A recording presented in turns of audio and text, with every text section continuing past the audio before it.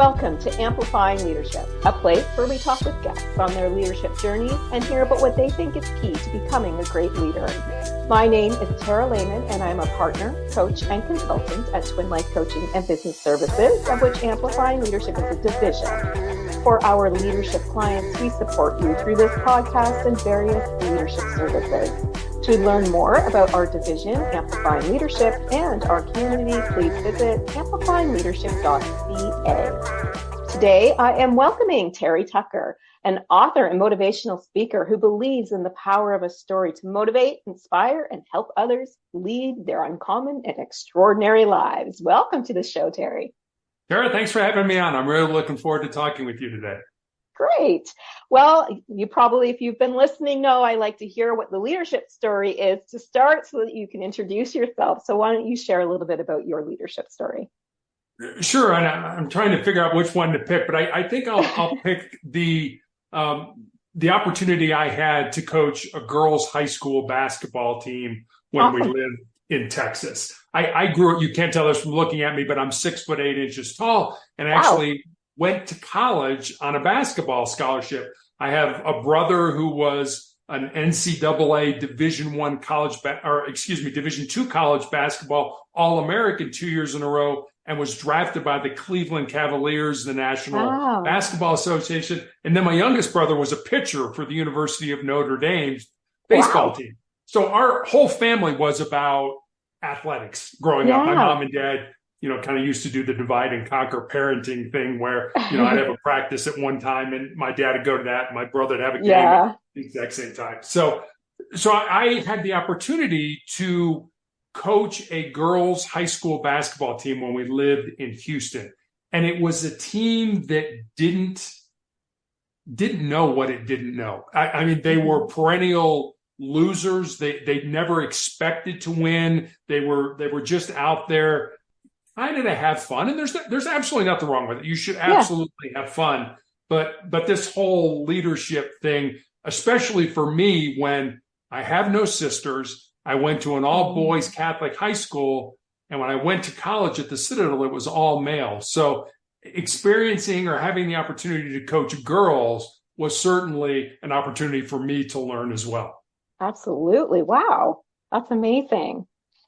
Okay, so let's talk a little bit more about your leadership journey and maybe what some of the obstacles as you went through developing as a leader, what some of the obstacles that you had to overcome? I think one of the biggest obstacles is I had to switch the mindset. I had to develop a culture of winning because the expectation was we are going to lose. And if you're going to go into anything with the opportunity or with the expectation that you're not going to be successful, I've been battling cancer for 11 years and I have people come up to me occasionally and say, gee, I could never go through, I could never experience what you've experienced. And depending on what kind of mood I'm in, sometimes I can be a little smart aleck. I sometimes say to them, you're right, you can't, because you've already defeated yourself in your own mind. And if you can't control your mind out of the gate, whatever it is, whether it's in athletics or business or medicine or law or whatever it ends up being, if you can't control your mind, then your mind is going to control you. And so, you have to expect to win.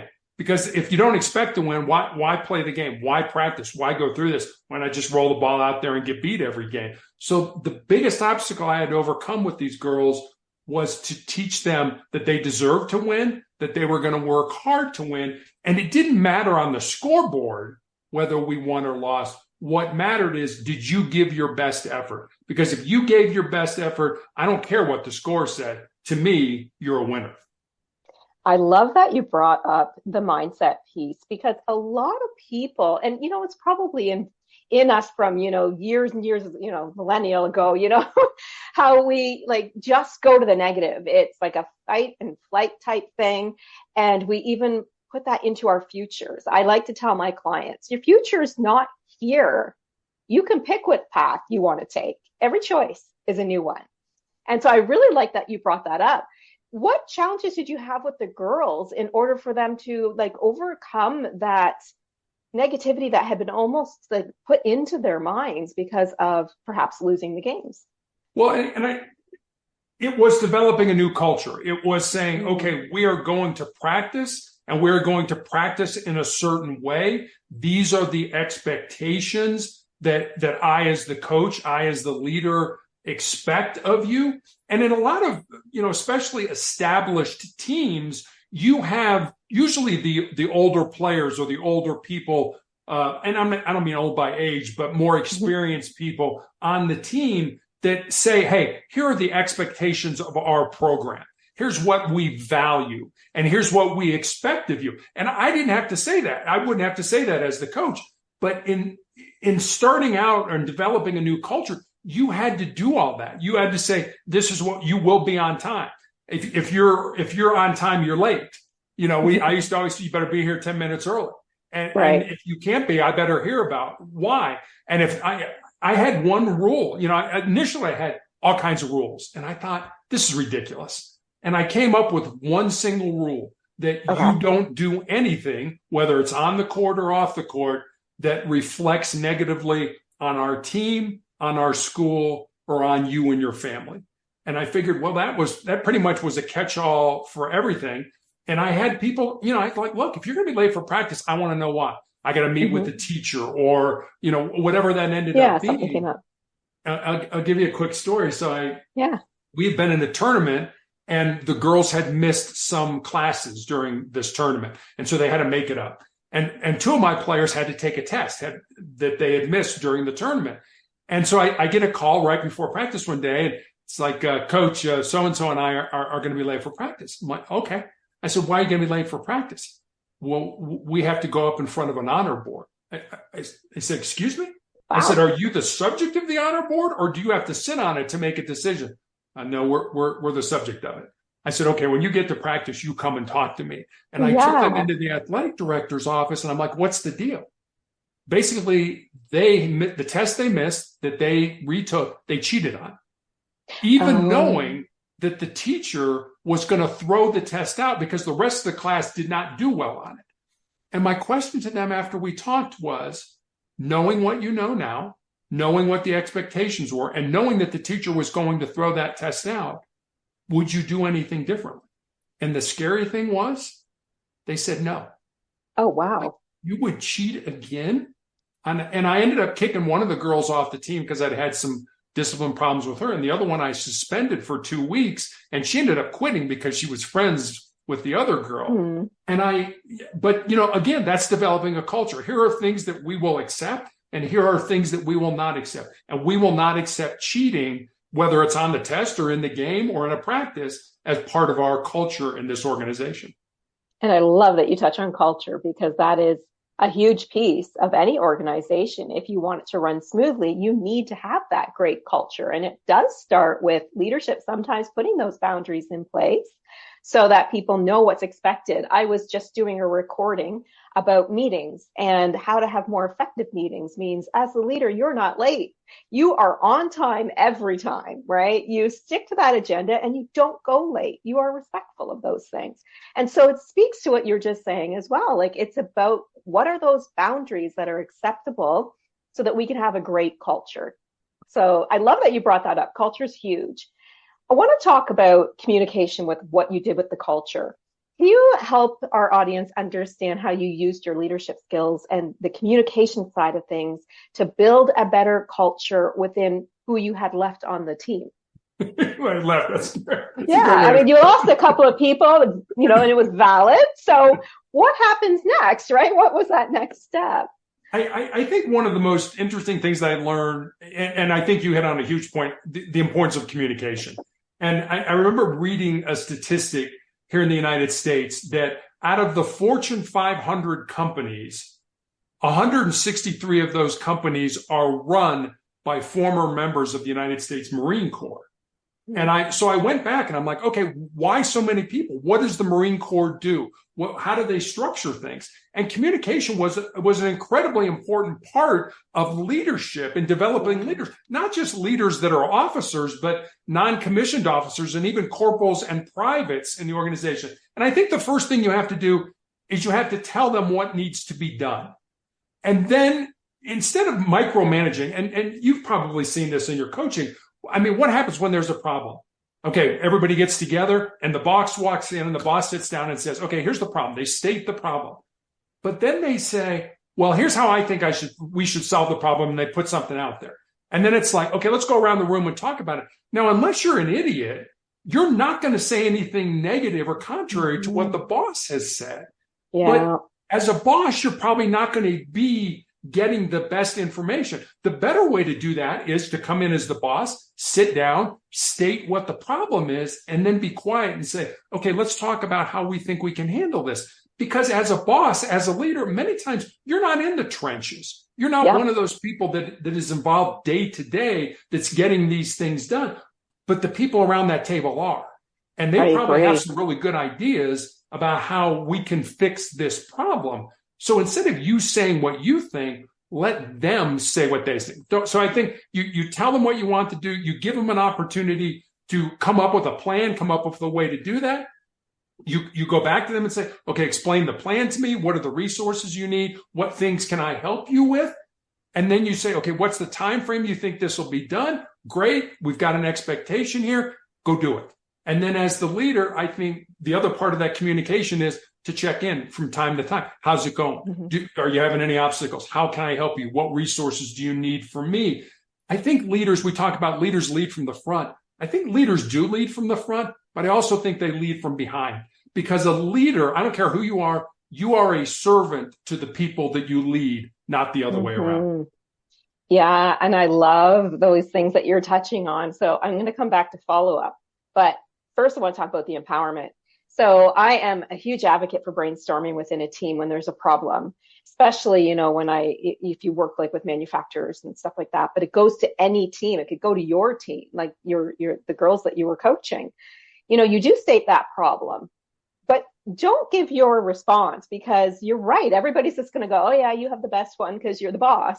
Where if you just say, we're going to go around the room, we're going to brainstorm, like, what does everybody here would think would be a good solution? Big, bad, out of budget, doesn't matter, because you can piece things together to get the perfect solution. So I love that empowerment side of the team that you brought up. The other thing I want to touch on is the follow-up, because you're right. How many people, managers out there set expectations, and there's due dates, even responsibilities and goals, and a year later we're still talking about it because there's been no follow-up, there's been no accountability to getting it done. Did you have any of that come up when you were leading the team, even in the accountability side? I did. I'll give you a story. One day we are playing a game, and the game's going on, and I'm coaching, and I turn to the bench and I point to one of the girls and I say, go in for so-and-so. And she nods in the affirmative. And I turn back to coaching the game, and out of the corner of my eye, I can see the scores table, and there's nobody there. So I turn back around and I look at her again. And I'm like, get in the game for so-and-so. And she shakes, okay, sure, no problem. And again, I go back to to watching the game. And again, out of the corner of my eye, there's nobody there. And so I turn back to her and I'm like, get in the game. And now she's sort of shaking me off like a big league pitcher does, with the catcher. It's like, no, I'm not doing it. I don't like that sign. And I'm like, oh my gosh, are you kidding me? So I bring her to where I am, literally with the game going on 5 feet in front of us. And I'm like, I put my hands on her shoulders, like, what's wrong? I need you in the game.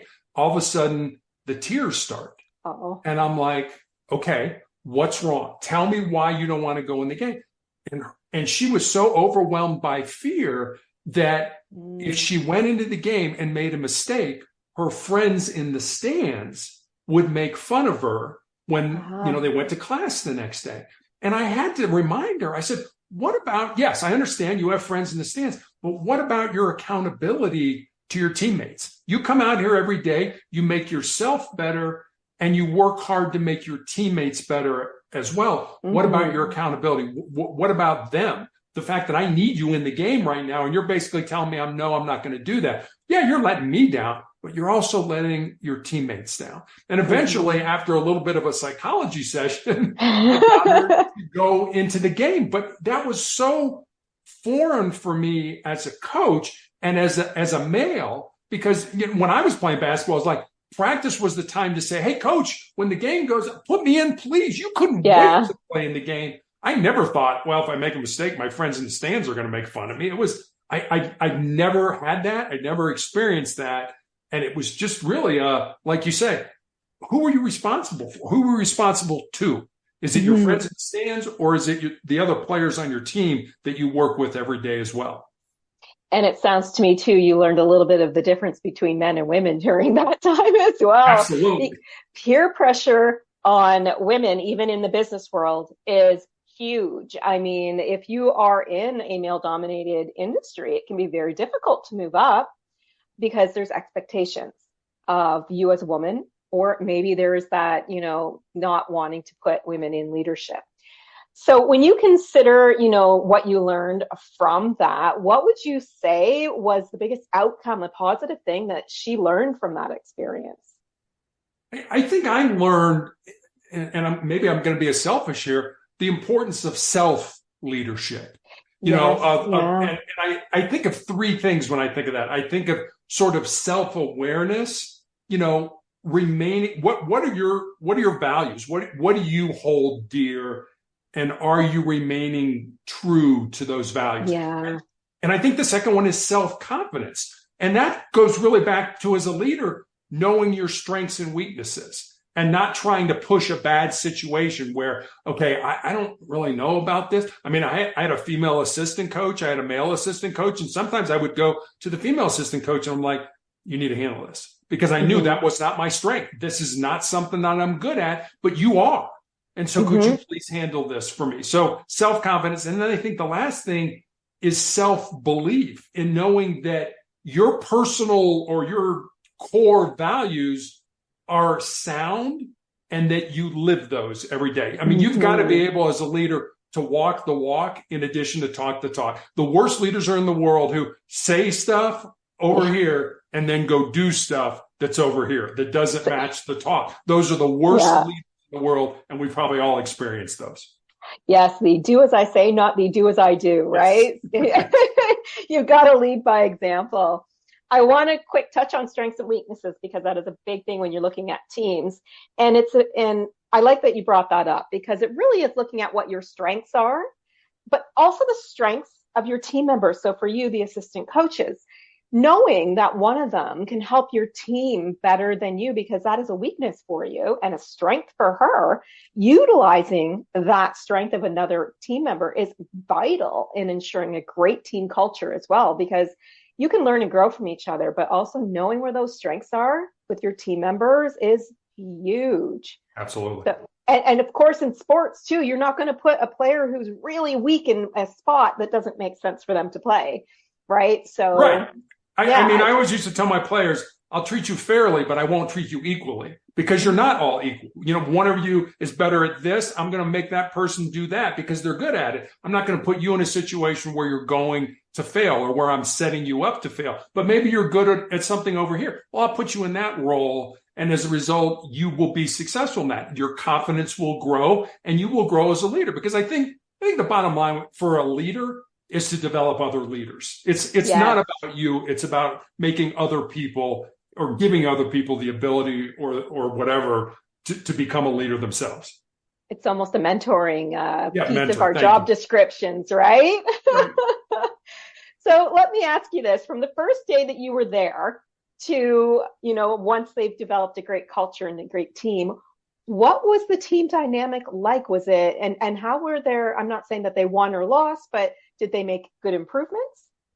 They did. Yeah. They learned to win, and when winning breeds winning, just like losing breeds losing. And if you start to win, you start to expect to win. You start to want to win. You start to be willing to do what's necessary to win. And I think all those things were not in that dynamic before. That there wasn't that culture of, we're going to do what we need to do to win. Now we're just going to roll the ball out and have fun. And there's nothing wrong with that. You should absolutely want to have fun. Mm-hmm. But you kind of touched on it. I found that, at least in girls basketball, girls compete or are on a team for different reasons. Girls want to have fun and make the connections with their fellow teammates. Mm-hmm. Whereas guys are like, yeah, I don't really care if I make a connection with you. I just want to go out and play. I just want to go out Right. and have a good time and win. And Yeah. winning is not nearly as important at least I found at that level at high school, than that it is for girls than it is for boys. Boys want to win. Girls, I don't really care if I win. I mean, I would go home on the bus with these girls after we would lose, and I would be miserable. And they'd be having a great time because it was about their relationship to each other as connection. Yeah, it's all about connection, right? It is. Made for a much better team dynamic, it sounds. It did. Yeah, that's awesome. If we were to put everything we talked about together today, what do you think is one of the biggest pieces of leadership, regardless if it's coaching a team or if it's in business, that you feel is extremely important? I think the overarching theme of all leadership is, as the leader goes, so the team goes. Always, 100%. If you got a lousy leader, you are going to have a lousy team. If you have a mediocre leader, you're going to have a mediocre team. If you have a strong leader, you're going to have a strong team. And it's really simple, but it's incredibly, as you know, in your business, incredibly hard to do that. And like you said, we've touched on some things, strengths and weaknesses, communication, different things like that all go into leadership. It's not one size fits all. No, not at all. I agree with that. So if our audience had to take that one big key takeaway from you today in general in leadership, that one thing that they should, like a tip that they should try sometime this week, what do you think that should be for them? Is there like a communication piece or a strength or a weakness type thing? What do you think? Let me give you a saying. Leadership. We talk about, what the mission. We got to have a mission. What are we trying to accomplish? What are we trying to do? And how do we define that? How do we know we've been successful? And the greatest definition of success that I've ever heard came from John Wooden, who was a basketball coach at UCLA when I was growing up. And this is what he said. And listen to the definition, because it's really kind of interesting. Doesn't say anything about success. Doesn't say anything about winning. But how he defined success was this: success is peace of mind, which is a direct result of self-satisfaction in knowing that you did your best to become the best that you're capable of becoming. And I love that definition. Never heard of it. Yeah, that is amazing. I love that. I love that definition myself. It's not about being perfect. It's not about being number one. It's about being satisfied and having a great culture, for example, around you. I love it. I love it. That's amazing. Well, thank you for a great conversation. So if we had people in our audience who wanted to learn more about you, is there a way they can find you online?